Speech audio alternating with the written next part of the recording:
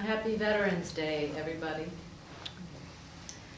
Yesterday, just yesterday, I received a phone call from a woman who's from Iraq, and she had been referred to me through Beaumont. Her brother was going through some very difficult times. And she was in town just for a few weeks looking for a church, a Christian church, a non-denominational Christian church.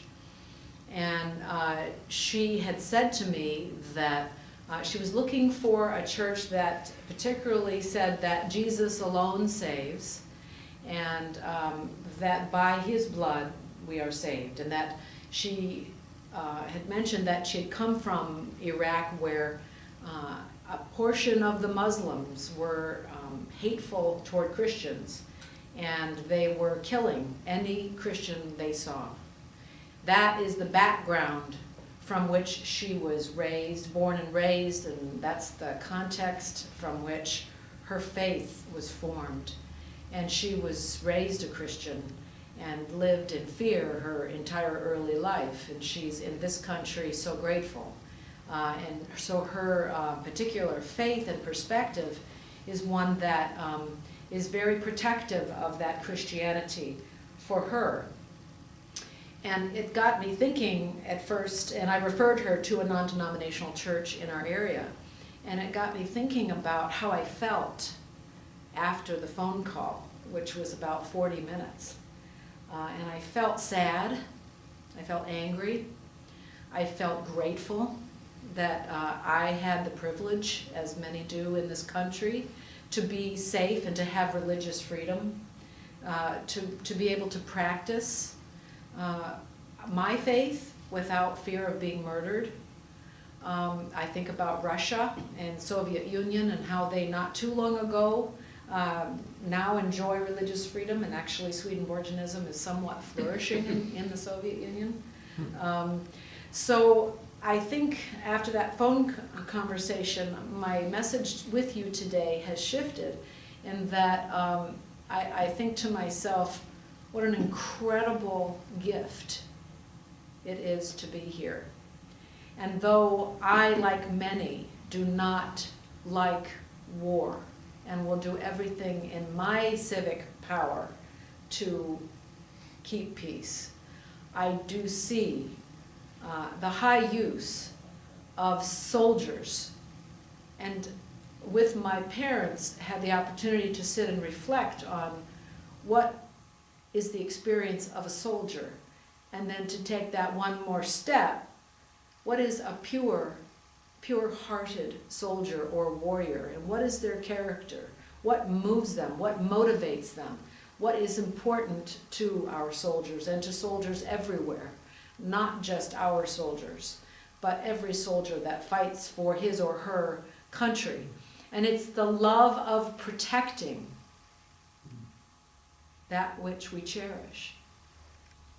It's the love of protecting our country. And so the pure soldier, man and woman, and or woman, would, according to Emanuel Swedenborg, would be the person who lives in this life and dies and goes to the next life and has a love of protecting the Lord's kingdom. And why do I say that the Lord's kingdom needs to be protected? Well, I offer this for your consideration. Emanuel Swedenborg said that there are the heavenly realms. When we cross over, there's heaven and hell. There are places where people love God. In particular, there's a Christian heaven where they love the Lord, the risen Lord. And Swedenborg would say there are different types of heavens. And he says that there are also realms that hate the Lord. There are realms that hate God and do everything that they can to enter in and destroy that which we cherish. And that is what, when we, in Christian terminology, that's when we say heaven and hell, that's what Swedenborg means, is that there is a realm of love and wisdom. That's what we hope and pray and strive for in this life as Christians and Swedenborgian Christians. We strive to be following that way and to be as heavenly of a presence in the name of the Lord as we can.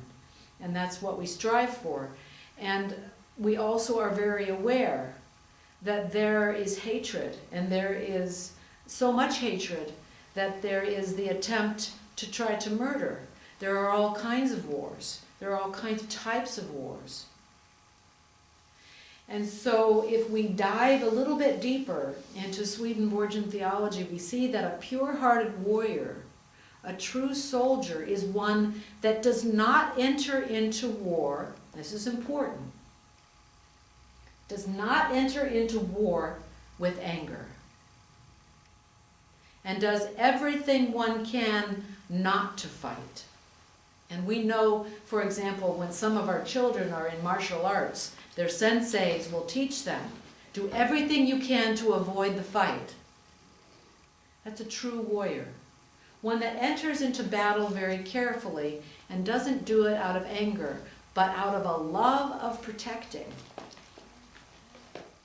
And then also Swedenborg would suggest that a true warrior, a true soldier, get this now, this is completely selfless in the best sense. A true warrior prays for the enemy before he or she goes in. Prays for the enemy. That's a powerful statement. That's a very heavenly, pure-hearted soldier and warrior. One that does it for the sake of protecting. What are they protecting? They're protecting what's good in their understanding.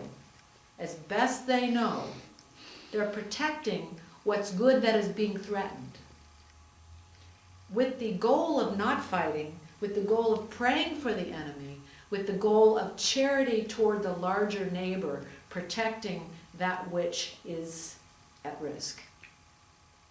So before I go further, I'd like to engage you and ask you what different types of war there are that we experience. We know there's war between countries. We know, for example, right now, the Christian and the Muslims. We know that there's religious war. What other kinds of wars do we know? Yes. War against the self. Woo! Ego. And I'm saying this because, yes. And I'm not disagreeing with you. We'll Yeah. talk about this sometime. Yeah. I think one of the reasons, one of the characteristics of a soldier is humility. Yes. Because Yes. we're all playing bit roles, so Yeah. that's why we can give the other side credence. Absolutely. And we have to be correctable with that meekness. Yes. And you follow authority because you're willing to be corrected. Yes. Beautiful. Well, I mean, I completely 100% agree that the humility of the soldier, and Yeah. there is that discipline as well that we're going to talk about. but the humility doesn't come from necessarily understanding what we're fighting for. That's something Yeah. that's also has to be considered. Absolutely. And to appreciate that within every soldier there is conflict. There has to be. There has to be values that are conflicted. There has to be loves that are conflicted. What other kind of wars are there? Political through media wars. Yeah, yeah, absolutely. I'm thinking of when there's a foreign invader in the body, what are the fighter cells? What do we call those in our White blood? cells. The Yeah, T, white. white blood cells.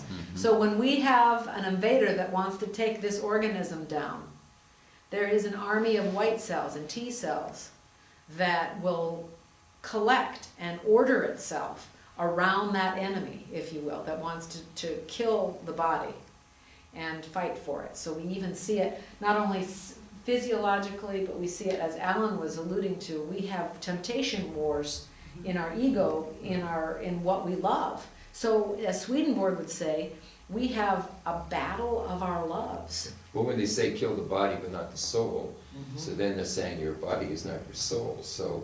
They're contiguous. Yeah. Yeah, that's right. And then what about war against drugs? Oh, yeah. I mean, that's a sociological, and it's got many layers to it, but in our society, we're dealing with that, with the recent vote of legalizing marijuana in Michigan, and all the different types of illicit drugs that are killing our children. Yeah, but these are sort of rhetorical wars, right? We have Well, they're It's real, all- they're, all- yeah, in a way, yeah. Well, you know, it's sort of the president comes out and says, well, we've got a war, Yeah. but it's not really a war. Yeah, It's, right. uh, Well, it We have is. to make a new effort to, that's gonna be a focus. Yeah. Well, and I experience my temptation battles as real war. Mhm. Because whatever I decide on listening to, that practically and tangibly changes my life. Because whatever I pay attention to and follow, what I'm obedient to, whatever love, my life changes in that moment, physically and actually and practically. And then not only does my life change, but everybody around me changes, because we all affect each other in the choices that we make.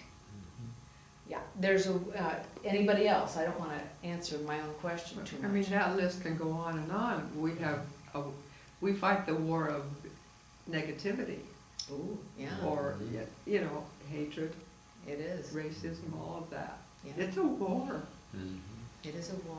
Family units. Yep, yep, family units, that's a war.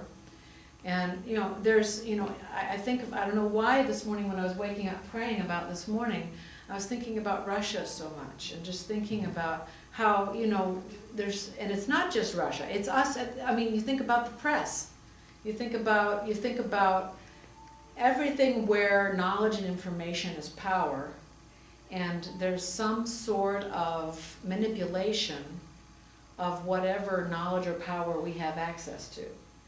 And so there's, if you could say, there's just so many different layers of illusion and truth. And Emanuel Swedenborg would say that we never really, now this is a very philosophical, deep thought for the morning, but he would say we don't ever really get to the truth here on this. We approximate it, we get closer and farther away to what is true, but we ultimately never really see it till we cross over.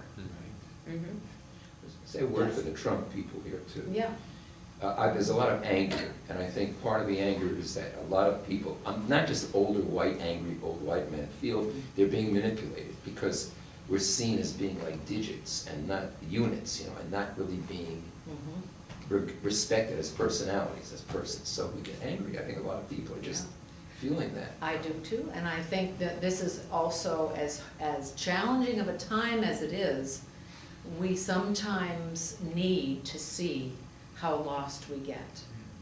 And so thinking of being lost, and I know each one of us, we all do, and so do our soldiers, our men and women who are serving.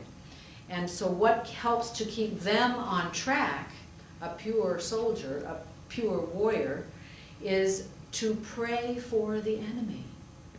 Because it is a pure, selfless act for well-being for the one with whom we're about ready to fight. So that what we're doing is we're fighting for what's good and right and true. And we're wishing the best on the enemy, which is a very high prayer. And then also what keeps our soldiers, and all of you when you're a soldier for love, in whatever way you need to be, also to pray for our comrades, for one another, to pray not only for those who are also in battle in one way or another, but to pray for those who need the Lord. And I would take it an even higher level. So we're praying at the horizontal level for our brothers and sisters. We're praying for the enemy, which our Lord Jesus instructed us to do. And I would take it then we also want to pray for the Lord. We want to pray for God. I just think we have to admit our ignorance. I mean, you're saying we should pray for one another instead of pray on one another. I think we have to recognize as human beings we have certain tendencies sometimes to try to control others, manipulate other people, you know. Yeah, I think And the we have to acknowledge intention, it. I think to get away from wordsmithing, Yeah, I think the important thing is to think about what the intention of the prayer is. yeah. And it's for the well-being of the other, whoever the other is. And so the true pure warrior, and we use that word often in Christianity, the prayer warrior, We use the warrior in terms of actual physical wars among countries and religions, and among people and families in our own war. But the true warrior is a spiritual person.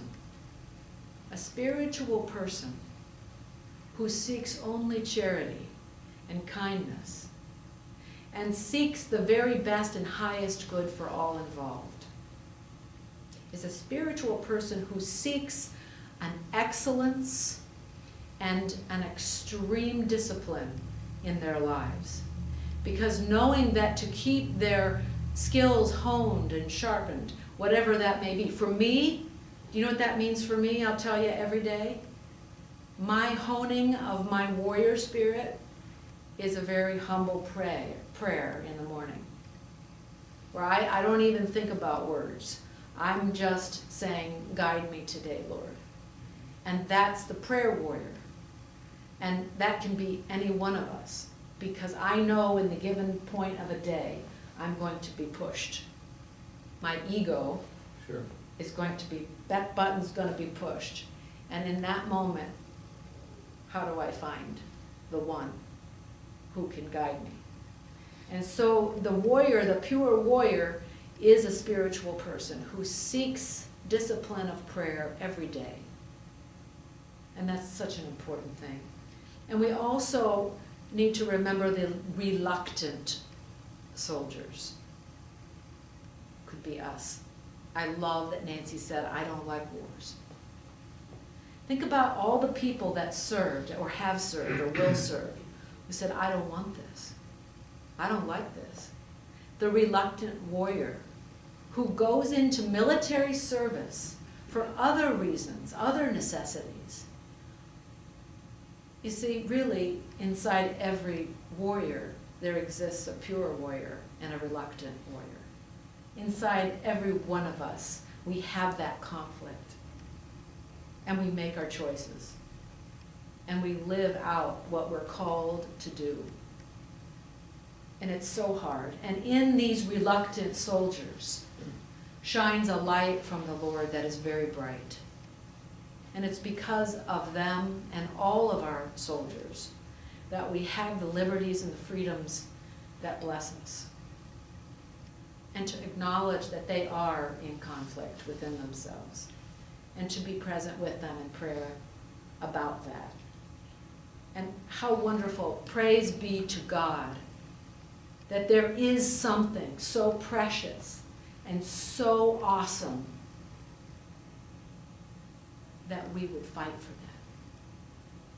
Praise be to God that there is something so precious and glorious and awesome, which is our freedom.